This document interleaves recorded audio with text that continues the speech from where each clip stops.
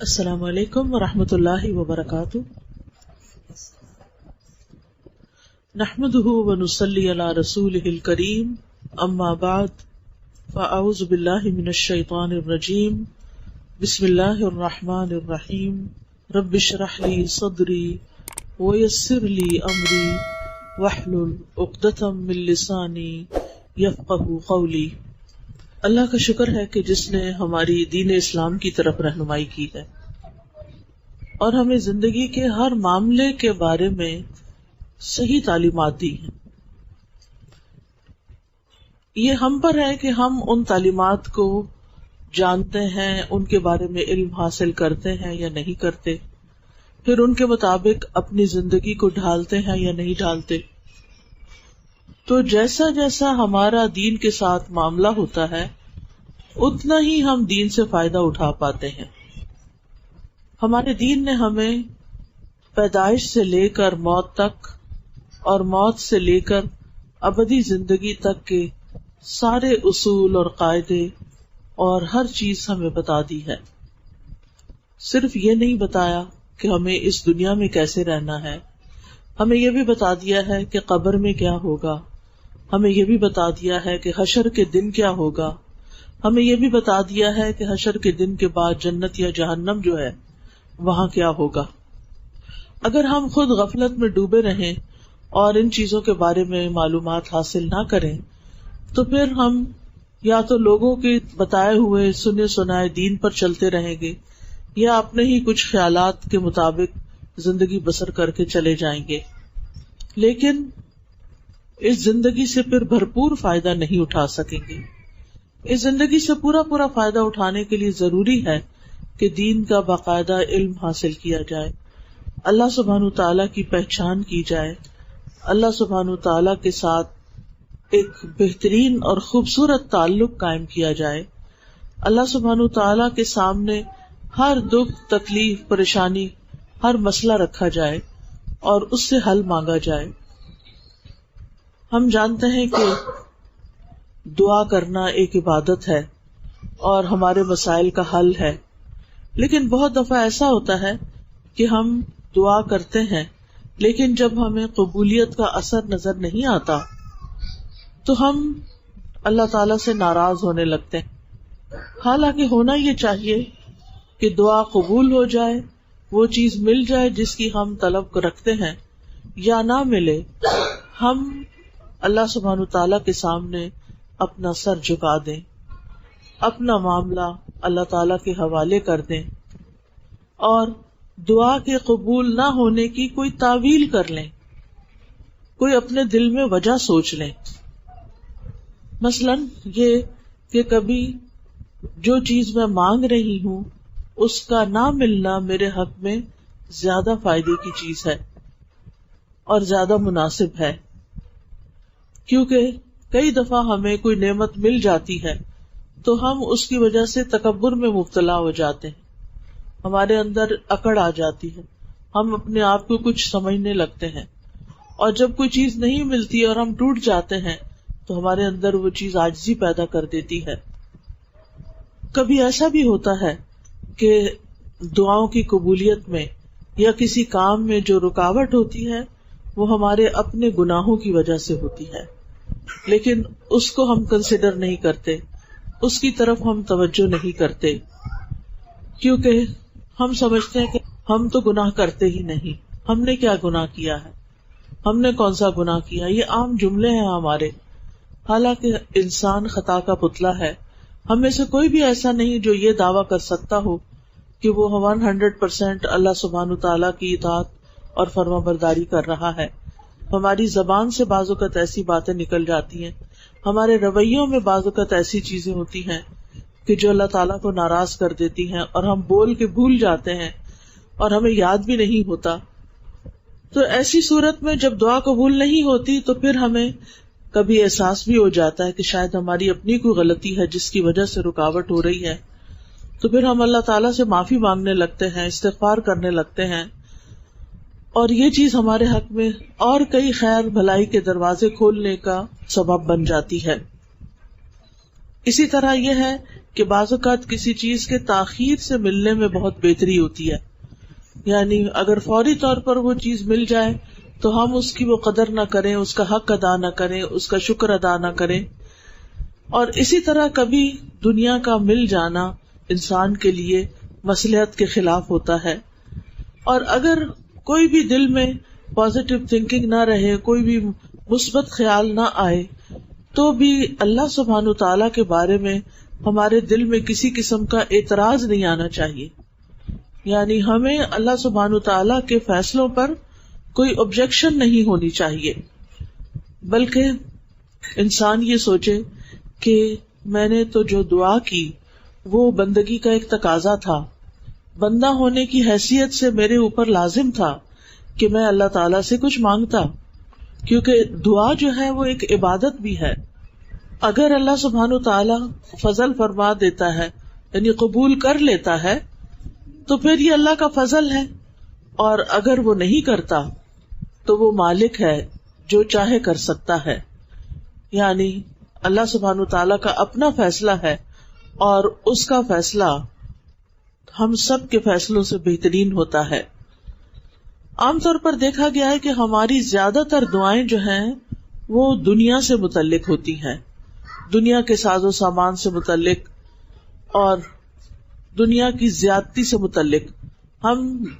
ہر چیز چاہتے ہیں کہ دنیا میں کوئی بھی جو عیش و عشرت کی چیز ہے وہ ہمیں مل جائے، لیکن اگر دیکھا جائے کہ وہ سب کچھ نہیں بھی ملتا جو ہم چاہتے ہیں، تو اس میں بھی ہمارے لیے خیر ہی خیر ہے. کیونکہ جب انسان کو زیادہ دنیا مل جاتی ہے تو وہ اللہ تعالیٰ کو اور زیادہ بھول جاتا ہے، اور بعض اوقات وہ اللہ سبحانہ تعالیٰ کی ناراضگی کے کاموں میں ان کو استعمال کرنے لگتا ہے. تو اس لیے سمجھدار انسان کو چاہیے کہ وہ ہمیشہ اپنا تعلق اللہ تعالیٰ سے مضبوط رکھے، اللہ تعالیٰ کے حقوق ادا کرنے کی فکر کرتا رہے، اور اللہ تعالیٰ کے مدبر ہونے، اللہ تعالیٰ کی تدبیر اور اس کے انتظام پر راضی رہے. بظاہر اگرچہ اس میں ہمارے لیے ہارڈ شپ ہی کیوں نہ ہو. اور جب انسان اللہ تعالیٰ کی طرف متوجہ ہو تو اس میں انسان اپنی غلطیوں پر نظر رکھے، اللہ تعالیٰ کی رحمت پر نظر رکھے، اس کے فضل و کرم پر نظر رکھے. اور پھر یہ ہے کہ اگر انسان مناسب سمجھے تو دعا کبھی چھوڑے نہ، یعنی جس چیز میں وہ اپنے لیے خیر سمجھتا ہے وہ مانگتا رہے. کیونکہ اکثر ایسا ہوتا ہے کہ جب ہم مانگتے رہتے ہیں تو ہمارے درجات بلند ہوتے رہتے ہیں، کیونکہ دعا ایک عبادت ہے، اور جب ہم اس عبادت میں ہوتے ہیں تو ہم ایک نیکی کا کام کر رہے ہوتے ہیں. تو عام طور پر ہم بعض اوقات نیکی کے کام چھوڑ دیتے ہیں یا ان کی طرف توجہ نہیں دیتے، تو اس سے کیا نقصان ہوتا ہے کہ انسان نیکیوں میں پیچھے رہ جاتا ہے. لیکن جب انسان دعائیں مانگتا رہتا ہے تو اس کی نیکیوں کے اندر جو کمی کوتاہی ہوتی ہے وہ پوری ہو جاتی ہے. تو اس لیے عام زندگی ہو یا شادی کے بعد کی زندگی ہو، اچھی زندگی گزارنے کا پہلا اصول یہ ہے کہ انسان کا اللہ تعالی کے ساتھ اپنا تعلق، اپنا رشتہ، اپنا معاملہ بالکل درست ہو. کیونکہ خطبہ نکاح میں جو پہلا حکم ہے وہ کیا ہے؟ یا ایھا الذین آمنوا اتقوا اللہ حق تقاتہ ولا تموتن الا وانتم مسلمون. اے لوگو جو ایمان لائے ہو، اللہ سے ڈرو جیسا اس سے ڈرنے کا حق ہے، اور تمہیں موت نہ آئے مگر اس حال میں کہ تم فرما بردار ہو، مسلم ہو. تو جب انسان اللہ سبحانہ تعالیٰ کا فرما بردار ہوتا ہے، اللہ تعالیٰ کے ساتھ اس کا تعلق مضبوط ہوتا ہے، اللہ تعالیٰ کا وہ تقوی اختیار کرتا ہے، تو اس کی زندگی کے معاملات خود ہی سنورنے لگتے ہیں. اللہ تعالیٰ فرماتے ہیں مَن یتق اللہ یجعل لہ مخرجا ویرزقہ من حیث لا یحتسب. جو اللہ کا تقوی اختیار کرتا ہے، اللہ سبحانہ تعالیٰ اس کے لیے مشکلات سے نکلنے کا رستہ بنا دیتے ہیں، اور اس کو وہاں سے رزق عطا کرتے ہیں جہاں سے وہ سوچ بھی نہیں سکتا. ہم کہتے ہیں نا کہ ہماری زندگی کیسے خوشگوار ہو، ہماری زندگی کیسے خوبصورت ہو، اور اس کے لیے ہم سمجھتے ہیں کہ ہمارے پاس مال زیادہ ہو، ہمارا گھر بڑا ہو، ہماری گاڑی ہو، ہمارے پاس بہت سارے قسموں کے کپڑے ہوں برانڈز کے، اور پتہ نہیں کیا کیا، تو اس سے ہماری زندگی خوبصورت ہو جائے گی. یہ صرف دنیا کی زندگی کا ظاہری پہلو ہے. بہت سے لوگوں کے پاس یہ چیزیں بہت بڑی مقدار میں بھی ہوتی ہیں، لیکن اس کے باوجود وہ خوشحال نہیں ہوتے، وہ خوش نہیں ہوتے، ان کے دل اندر سے خالی ہوتے ہیں،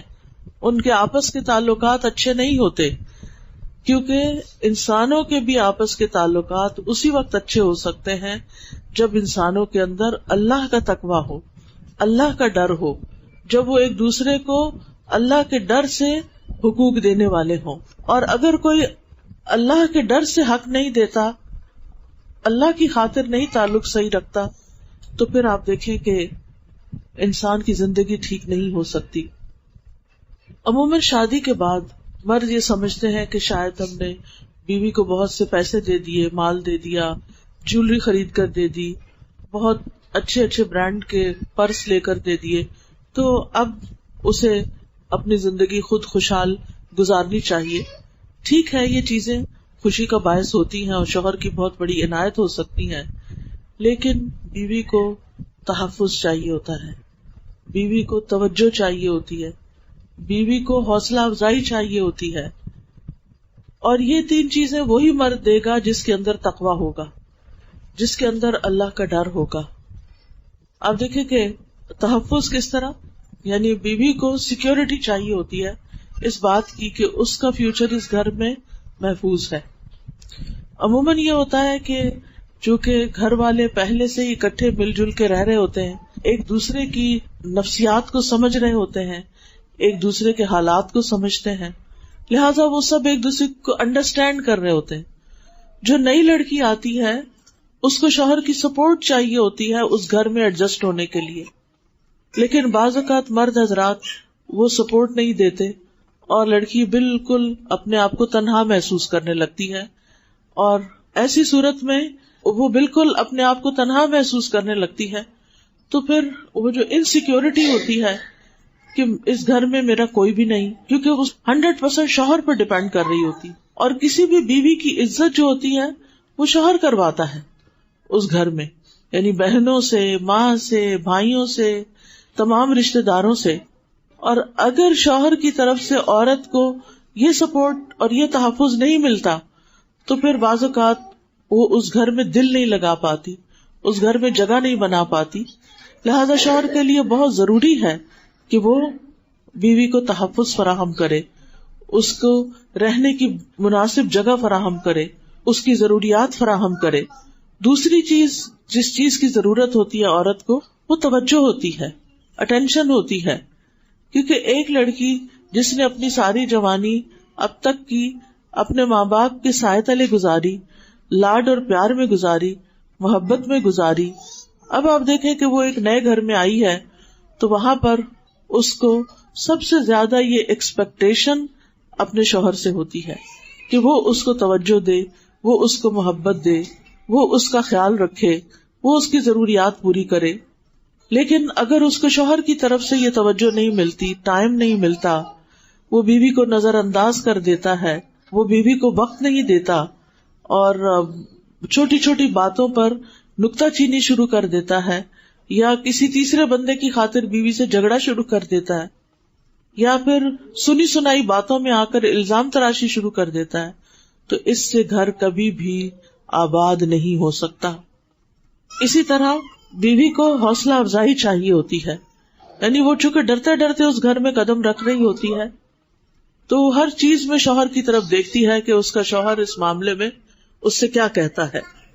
اور اگر وہ اس کی حوصلہ افزائی کرے، وہ اس کو انکریج کرے، وہ اس کو آگے بڑھائے، کیونکہ انسان کی گروتھ شادی کے بعد رک نہیں جانی چاہیے. عام طور پہ ہم سمجھتے ہیں پڑھائی لکھائی ہوگی، ڈگری لے لی، اب شادی ہوگی، بس بات ختم، ہم سب کچھ چھوڑ کے بیٹھ جاتے ہیں. حالانکہ اللہ نے عورت کو بھی ایک دماغ دیا ہے، عورت کو بھی عقل دی ہے، سمجھ دی ہے، اور بعض اوقات عورتوں کے اندر بہت ذہانت ہوتی ہے، بہت سی اسکلز ہوتی ہیں، بہت کچھ وہ کر سکتی ہیں، لیکن شوہروں کی طرف سے ان کو حوصلہ افزائی نہیں ملتی، ان کو ساتھ نہیں ملتا، جس کی وجہ سے ان کی ساری صلاحیتیں ماری جاتی ہیں. تو ایسی صورت میں عقل مند شوہر وہی ہوتے ہیں جو بیوی کی ان نیڈز کو سمجھتے ہیں اور وہ بیوی کے اچھے کاموں کی تعریف کریں، اس کے کاموں میں دلچسپی لیں. اگر وہ کچھ بنانا جانتی ہے، چاہے کھانا بنانا ہو یا گھر کی ڈیکوریشن ہو، یا اور اگر اس کے پاس کوئی اسکل ہے، پڑھانا جانتی ہے یا ڈاکٹر ہے یا انجینئر ہے یا جو بھی اس نے کچھ پڑھ رکھا ہے اور اس میں وہ اپنی حدود کے اندر رہ کر کچھ کام کرنا چاہتی ہے، تو ماں باپ کے گھر میں تو پیرنٹس حوصلہ افزائی کرتے ہیں، انکریجمنٹ دیتے ہیں اور وہ آگے بڑھتی ہے. تو شادی کے بعد اس کے ہسبینڈ کا یہ کام ہے کہ وہ اس کو انکریج کرے اور اس کو آگے بڑھائے، کیونکہ اگر وہ اس کے پیچھے ہسبینڈ کی سپورٹ ہوگی تو وہ بہت مضبوط ہو جائے گی اور وہ بہت بڑے بڑے کام کر سکے گی. پھر اسی طرح یہ ہے کہ شوہر کا فرض ہے کہ بیوی کو نان نفقہ فراہم کرے اور اسے اپنے والدین کا محتاج نہ بنائے. بعض کیسز میں یہ ہوتا ہے کہ لڑکی کے ماں باپ مالدار ہوتے ہیں اور وہ بیٹی کو ہمیشہ دیتے رہتے ہیں، تو شوہر کو عادت ہو جاتی ہے کہ ٹھیک ہے، جب بھی کوئی بڑا خرچہ ہوگا، جب بھی کوئی ضرورت ہوگی تو ماں باپ دے دیں گے یا ماں باپ ہی کو دینا چاہیے. ایک تو ہمارے معاشرے میں جو جہیز کی لعنت ہے کہ ایکسپیکٹیشن پہلے سے ہی ہوتی ہے کہ زندگی کی ہر ضرورت کی چیز، سوئی سے لے کے گاڑی تک، وہ لڑکی اپنے گھر سے لے کر آئے. اور بعض کیسز میں اگر وہ نہیں لاتی تو اس کو گھر کی چیزیں تک استعمال کرنے کی اجازت نہیں ہوتی. مجھے کوئی بچی بتا رہی تھی کہ جب اس کی شادی ہوئی تو اس کے والدین نے کافی سامان دیا، لیکن سامان پیک تھا. ایسے ہوتا ہے نا کہ وہ سب کچھ بند ہوتا ہے. اب آپ آئے ہیں سسرال میں تو اب پہلے ہی دن تو سارا کچھ کھول کے نہیں بیٹھ جاتے، آہستہ آہستہ چیزیں نکلتی ہیں. تو کہتی کہ جو تکیا انہوں نے میرے لیے رکھا ہوا تھا وہ مجھے سوٹ نہیں کر رہا تھا، تو میں نے دوسرا تکیا لیا، تو انہوں نے اٹھا کے اس کو الماری پہ رکھ دیا کہ تم اپنا تکیا نکالو. یعنی آپ خود سوچیں، کیا یہ انسانیت ہے؟ کیا یہ ہمارا دین یہ ہمیں سکھاتا ہے؟ یہ سراسر جہالت ہے. یعنی انسانوں سے زیادہ چیزوں کی محبت اور انسانوں کی ضروریات کو پیچھے پھینک دینا، اور پھر برتن استعمال نہ کرنے دینا، جو میکے سے لائی ہو وہ کرو، اور اگر کسی چیز کا مطالبہ کرنا تو یہ کہنا تم کون سا میکے سے لائی ہو، ہر وقت اس چیز کے تانے دینا. آپ کو معلوم ہے کہ یہ اسلامی طور طریقہ نہیں ہے. یہ ہم ایک طویل عرصے تک ہندوستان میں رہے ہیں اور وہاں کا جو کلچر تھا وہ سرایت کر کے ہمارے اندر آ گیا اور یہ چیزیں ہمارے معاشرے میں بھی عام ہو گئی. پھر اسی طرح یہ ہے کہ شوہر کو گھر میں مسکراتے ہوئے داخل ہونا چاہیے، بیوی کے اچھے کاموں کی تعریف کرنی چاہیے، اس کو تحفے تحائف دینے چاہیے، محبت کا کھلا اظہار کرنا چاہیے، دل لگی اور دل جوئی کی بات کرنی چاہیے. اور غلطیاں ہو جائیں، مثلا کھانے میں نمک زیادہ ہو گیا ہے یا کھانا کسی وجہ سے ٹھنڈا رہ گیا ہے یا تھوڑا کچا رہ گیا ہے، تو ایسی چیزوں کو تحمل اور برداشت کے ساتھ گزار لیں، یعنی درگزر سے کام لیں، کیونکہ انسان ہے نا، انسان پرفیکٹ نہیں ہے. اور عام طور پر بچیاں ماں باپ کے گھر میں تو پڑھ ہی رہی ہوتی ہیں یا کوئی جاب کر رہی ہوتی ہیں اور گھرداری ان کو اتنی نہیں آتی جب تک کہ ان کے سر پہ پڑتی نہیں، اور پھر جب پڑتی ہے تو آہستہ آہستہ وہ یہ سب چیزیں سیکھتی بھی چلی جاتی ہیں.